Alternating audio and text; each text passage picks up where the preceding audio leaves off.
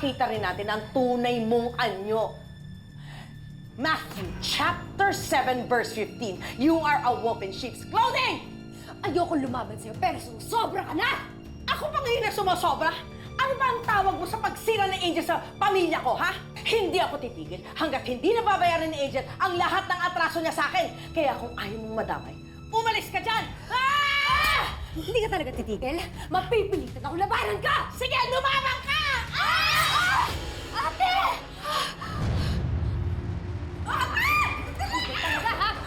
Sobra!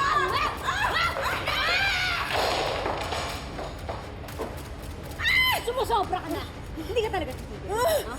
Gusto mo isaksak ito sa leeg mo? Ha? Tama na!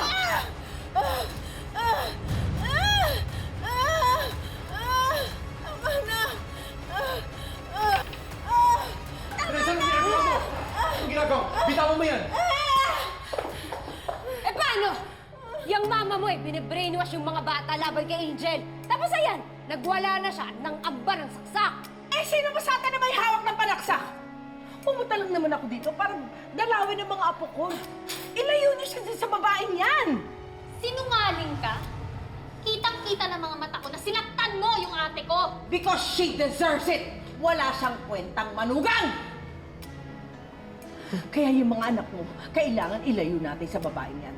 Ilayo natin sila dito! Palayasin mo yung babaeng yan! Diba? Pwede ba? Tumigil na kayo! Marinig ng mga bata yung mga bangayan nyo. Ano ba? Anak, I'm sorry.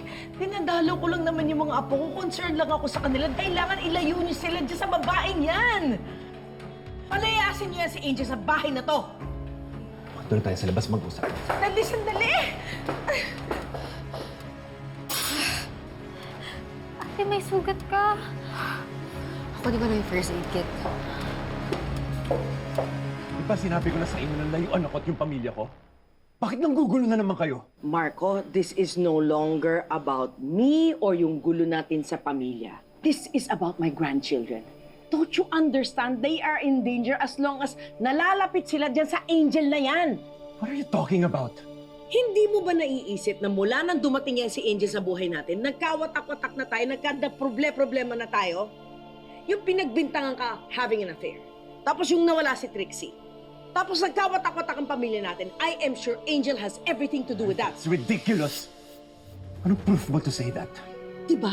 Lumaki siya ng lagi siyang sinasaktan. Kaya punong-puno siya ng galit. What if ibaling niya sa atin yung galit niya? Or worse, sa mga anak mo? Hindi ko kailangan ng tulong mo. Kaya kong protektahan ng pamilya ko, Ma. Marco, please! Ma, umalis ka na.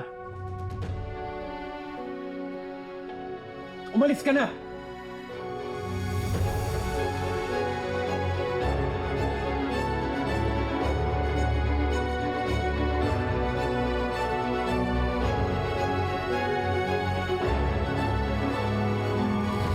Ano kasalanan to ni Ma'am Sylvia eh? Hayop siya. Kung bahala sa'yo, ate, igaganti kita sa babaeng yun. Angel, pabayaan mo na. Hindi, ate!